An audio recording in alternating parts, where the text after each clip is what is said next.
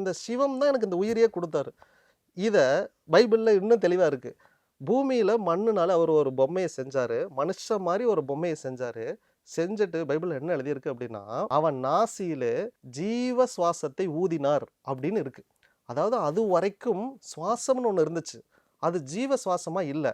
அப்படின்னா என்ன அர்த்தம்னா, இங்கே காற்று இருந்துச்சு, ஆக்சிஜன் இல்லை. இந்த ஆக்சிஜனை யார் வச்சிருந்தா அப்படின்னு கேட்டால் அந்த கடவுள் வச்சிருக்கான். அந்த கடவுள் வச்சிருக்கிறங்காட்டி தான் அவன் உயிரோடு இருக்கான். இவன் உயிரோடு இருக்கணும் அப்படின்னா இவனுக்கு சுவாசம் பத்தாது, இவனுக்கு ஜீவ சுவாசம்னு ஒன்று வேணும். அது அவர்கிட்ட இருந்துச்சு, அவர்கிட்ட இருக்கிறது இந்த மனுஷனுக்கு கொடுத்தாரு. அடுத்த லைன் இதை டிஸ்கிரைப் பண்ணி முடிச்சிருது. மனுஷன் ஜீவ ஆத்மா ஆனான். அதுக்கு முன்னாடி அவன் ஒரு ஆத்மாவா இருந்தான், அதாவது அந்த அழிவோட இருக்கக்கூடிய ஒரு ஆத்மாவா இருந்தான்.